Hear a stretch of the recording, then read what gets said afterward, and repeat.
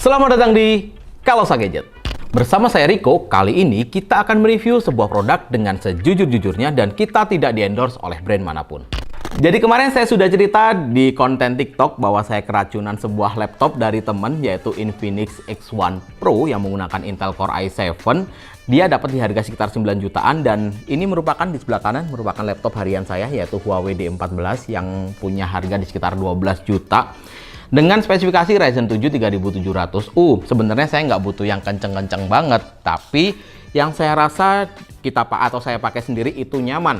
Dan akhirnya saya memutuskan untuk membeli di sebelah ini, Inbooks X2. Kebetulan dia launching di tanggal 20 dan order tanggal 22, tanggal 24 sudah datang ke Malang. Gimana laptopnya, nyaman atau enggak, atau bisa menggantikan daily laptop saya? Sekarang kita tonton videonya.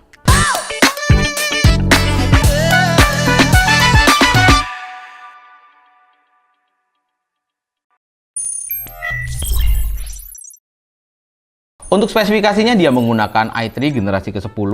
Mungkin i3 generasi 10 ini masih cukup banyak dipakai sekarang. Di brand besar yang lain pun juga masih pakai. Dengan SKU 1005G1 dengan codename di Ice Lake. Serta dia memiliki 2 core 4 thread dan TDP-nya cukup minim karena dia menggunakan 15 watt. Seharusnya sih hemat baterai dengan fabrikasi 10 nanometer dengan clock speed maksimal di 3,4 GHz. Dan bisa dikatakan ya ini prosesor yang entry level untuk sekarang ini. Memori yang dipakai dia menggunakan DDR4 pastinya, 4GB dengan speed yang bisa dikatakan standar juga sebenarnya. Masih cukup oke. Dan SSD-nya di 256GB. Banyak yang ngomong SSD yang didapat di X2 ini merupakan SSD M.2 SATA biasa atau yang speednya sekitar 550. Nanti kita akan tes juga. Dan VGA-nya pastinya dia integrated dengan Intel UHD grafik dan saya mendapatkan laptop ini di JDID dengan harga 5.999.000. Sebenarnya saya agak nggak yakin untuk brand handphone buat laptop dan saya coba kontak orang Infinix. Saya coba tanya perihal garansinya dan untuk X2 ini terdapat extend garansi dibandingkan dengan X1, di mana X1 di 12 bulan atau 1 tahun, tapi di ini 24 bulan atau 2 tahun. Jadi lumayan enak masa pakainya, jadi lumayan panjang. Dan untuk garansinya, mungkin itu yang paling buat saya khawatir karena tidak semua orang mengerti brand Infinix. Termasuk juga mungkin saya di tahun lalu saya tidak ngerti dan X1 pun saya juga tidak review. Dan saya coba tanya garansinya, ternyata dia bekerja sama dengan Calcare dan di Malang itu ada. Saya coba tanya juga untuk seluruh Indonesia, dia sudah menyediakan 120 gerai service center. Jadi aman banget kalau kalian beli dan kalian dapat problem bisa masukkan ke Calcare Service Center. Mungkin saya tidak akan menceritakan video unboxingnya seperti apa, cuman kelengkapan yang kalian dapat akan dapat charger 45 watt seperti ini. Ini slim banget dengan port USB Type-C. Jadi saya punya tablet Huawei, saya bisa gunakan ini untuk fast chargingnya. Jadi simple banget. Dan kabelnya pun dia USB Type-C, Type-C to Type-C male. Dan untuk port chargernya di laptopnya juga menggunakan Type-C. Dan untuk first impression laptop ini, karena saya tidak pegang X1 sekali lagi waktu itu, saya cukup benar-benar ya terkagum lah ya untuk budget laptop di harga sekitar 5-6 juta. Kita dapat body yang full metal seperti ini. Di punggung layar juga kalian dapat lihat terdapat 2 tekstur di bagian atas dan bawah. Logo Infinix juga ini keren banget. Saya suka banget karena memang simple, mirip seperti Asus VivoBook. Sisanya jika dibandingkan dengan Huawei D14 yang saya pakai, ini bisa dikatakan sedikit lebih ramping dan lebih slim. Terbukti juga bobotnya dia lebih ringan dibandingkan Huawei dengan 1,2 kg dan ketebalannya di 1,48 cm. Itu tipis banget. Masuk ke desain layarnya atau frame layarnya. Dia memiliki 3 sisi frame yang sangat tipis. Di bawah pun sebenarnya juga cukup tipis, tapi jika dibandingkan dengan 3 sisi lainnya ya masih agak tebal. Di atas terdapat webcam yang menurut saya memiliki kualitas gambar yang ya diomong bagus banget enggak, tapi SNI lah ya, oke banget untuk sebuah harga laptop di 5-6 jutaan. Untuk webcamnya dia cukup oke, dia menggunakan resolusi 720 dengan 30 frame per second dan yang paling unik terdapat 2 lighting star seperti ini. Nah, di atas ini itu paling nggak cukup membantu pencahayaannya pada saat minim cahaya atau bermain Umi TV di kamar dalam posisi gelap. Dan yang paling sulit ditandingi di brand lain ada di bagian layarnya. Untuk layarnya dia menggunakan True IPS, jadi benar-benar full IPS. Dia tidak mengenal namanya IPS level, TN panel apalagi ya. Dengan resolusi Full HD dan untuk color gamutnya dia hampir mendekati 100% sRGB. Jadi akurasi warnanya bagus banget untuk sebuah laptop entry level. Dan untuk layarnya atau tingkat kecerahan layarnya dia menggunakan 300 nits, jadi lebih gede jika dibandingkan dengan D14 yang saya pakai di 250 nits, serta refresh rate-nya standar sih di 60 Hz. Paling nggak ini layar yang sangat memanjakan mata, serta finishing dove-nya itu enak banget.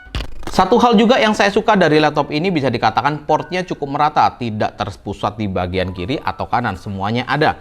Di kanan terdapat satu buah Kensington lock, satu buah USB Type-A 3.2 generasi yang pertama yang peletakannya terbalik, ini cukup unik. Terdapat juga combo jack audio dan satu buah port USB Type-C 2.0.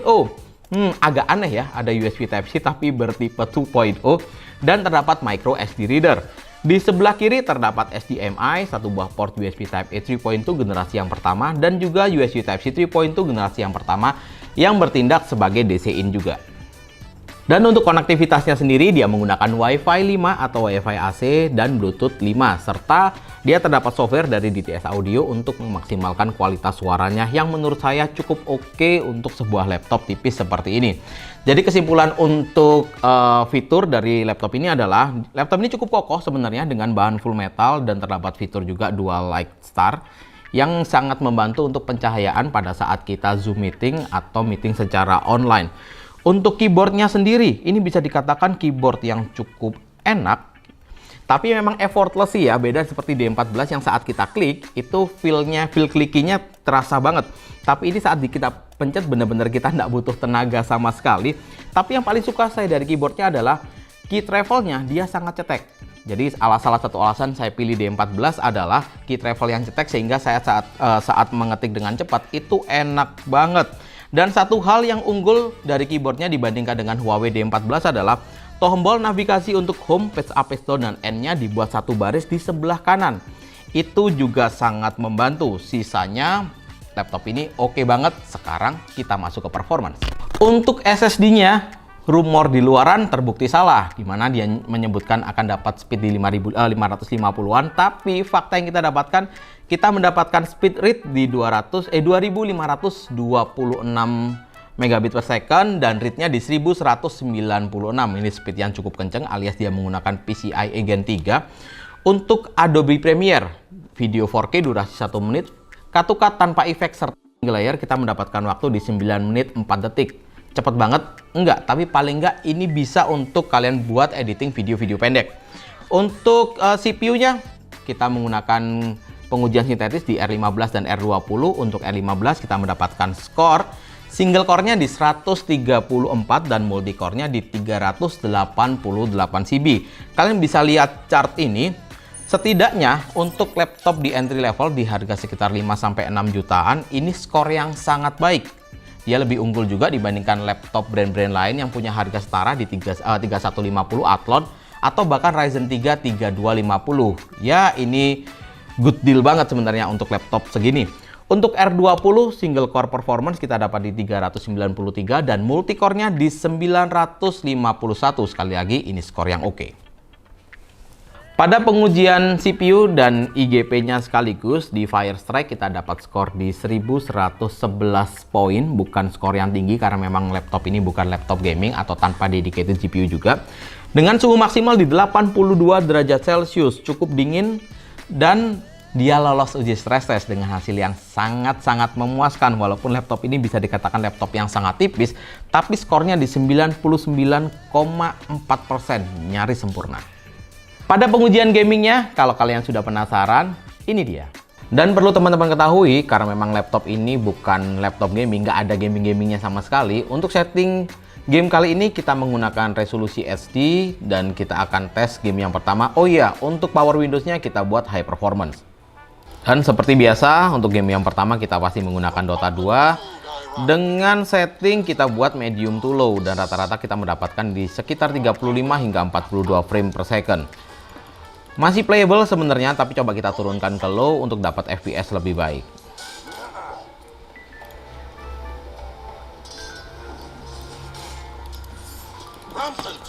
Kita tunggu biar load dulu. Oke. Dan untuk setting low, tetap kita buat full render, kita dapat di sekitaran 60 sampai kadang-kadang 70 masih bisa masuk, masih lumayan untuk kalian mainkan Dota 2 di laptop ini.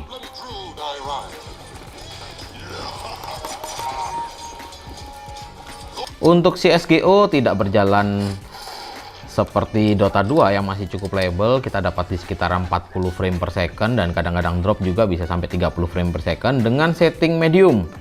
Atau mungkin saat kita rubah ke low itu akan jadi lebih baik. Coba kita tes.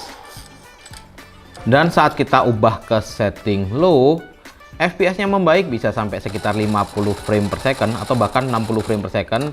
Ya, tapi kadang-kadang ngedrop di sekitar 35-an, tapi not bad lah ya untuk laptop seperti ini. Tapi ingat, untuk resolusinya tetap kita tidak ubah di setting resolusi HD.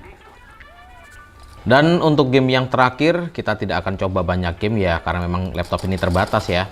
Di Valorant dengan setting resolusi yang sama yaitu HD dan grafik kita buat low, kita dapat di sekitaran 30 sampai 45 frame per second, tergantung situasinya. Diomong enak banget juga enggak, tapi paling enggak masih bisa dimainin.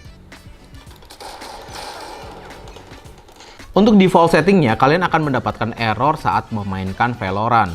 Jadi akan muncul error seperti ini, seolah-olah laptop ini tidak memiliki security TPM2. Kita akan coba cek, kita akan buka System Information. Dan di sini terlihat untuk secure bootnya ini off. Untuk kita pastikan laptop ini memiliki TPM2 atau tidak, kalian bisa Windows R, lalu kalian ketikkan tpm.msc. Akan muncul informasi seperti ini. Kalian dapat lihat terdapat TPM Manufacturer Information, dan ini sudah spesifikasi versionnya yang kedua, artinya ini sudah support TPM2. Untuk mengaktifkannya kita harus masuk ke BIOS. Kalian bisa masuk ke Start, lalu terdapat tombol Power. Kalian pencet terus tombol Shift, lalu kalian klik Restart. Saat kalian tekan tombol Shift lalu Restart, dan jika kalian berhasil, kalian akan masuk ke Advanced Mode seperti ini. Kalian klik Troubleshoot, Advanced Option, lalu masuk ke UEFI Firmware Setting. Lalu kalian bisa restart. Ini secara otomatis kita akan masuk ke BIOS-nya si Infinix InBook X2 ini. Kita tungguin sebentar. Nah, sudah masuk. Kalian langsung lari ke tab boot. Security. Kalian masuk ke secure boot, lalu kalian dapat lihat secure bootnya disable, kalian bisa enable. Nah, seperti ini. Lalu ini secure boot mode-nya kalian buat standar aja nggak apa-apa. Oke. Dan kalau sudah, kalian bisa save and exit. Secara otomatis kalian bisa main Valorant di laptop ini. Jadi begini hardware dari Infinix InBook X2. Tidak ada opsi upgrade sama sekali kecuali SSD-nya. Kalian bisa kalian ganti 256 menjadi size yang lebih gede, 512 atau 1 tera. Untuk pendinginannya terdapat 1 fan dan 2 heat pipe, dan baterainya sendiri dia memiliki kapasitas di 4430 mAh dengan 50 watt-hours. Baterai 50 Wh-nya kita dapat di 7 jam pada pengujian menggunakan PC Mark 10 Modern Office. Tapi brightness kita buat 50%, tidak terkoneksi dengan internet, dan juga backlit kita buat off. Dan pada pengujian gamingnya, rata-rata kalian akan mendapatkan di 1,5 hingga 2 jam tergantung setting brightness-nya juga. Lalu kesimpulan untuk laptop ini seperti apa? Menurut saya, nilai minusnya ada di bagian upgrade-annya, di mana X1 dia menggunakan RAM 8GB, tapi ini di downgrade menggunakan 4GB dan tidak ada opsi upgrade-nya sama sekali.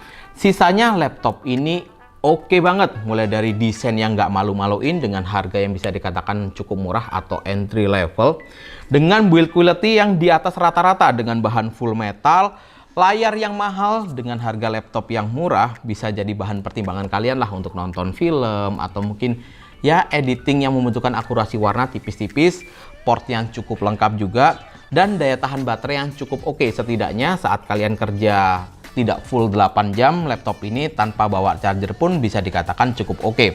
Dan yang tidak kalah penting adalah performance-nya. Untuk sebuah laptop di bawah 6 juta, performance-nya oke banget. Walaupun banyak yang ngomong, saya coba lihat di beberapa channel seperti DKI, di Nerd Review, atau mungkin Jagat Review juga, itu banyak yang ngomong ini versi downgrade dari X1. Ya, sebenarnya kalau X1 punya body seperti ini, kalian mau pilih X1 atau X2, itu sama-sama menguntungkan Infinix. Jadi tidak ada masalah, kalian pilih saja salah satu. Seenggaknya dibandingkan dengan brand lain, ini sangat good deal dan sangat worth to buy. Jadi itu pilihan kalian. Kesimpulannya adalah untuk desainnya, desain yang cantik seperti ini kita berikan skor 9. Untuk fiturnya kita berikan skor 7,5 dan performance-nya kalau kita dilihat dari harganya kita berikan skor 7,5. Oke, cukup sekian video hari ini. Kali ini jangan lupa di next video kita akan menampilkan sebuah laptop gaming yang bisa dikatakan ini laptop gaming paling murah sekarang. Dan bukan seperti video biasanya, tapi kita akan review di mata editor gimana laptop gamingnya dan enak atau enggak untuk rendering Premiere. Kalian jangan lupa tonton. Dan mengingatkan jangan lupa juga follow semua sosial media kita karena akan ada informasi-informasi penting dan kita akan melakukan pengundian di tanggal 10 Februari mengenai event Kalosa Shopping Surprise dengan hadiah utama Honda CBR. Cukup sekian, saya Rico. See you on the next video. Ayo ke Kalosa, beli laptop bisa dapat hadiah loh. Kumpulkan kupon pembelian minimal Rp250.000. Anda berkesempatan mendapatkan hadiah total ratusan juta rupiah. Grand prize Honda CBR 150R dan Honda All New Fit. Buruan, shopping di Kalosa.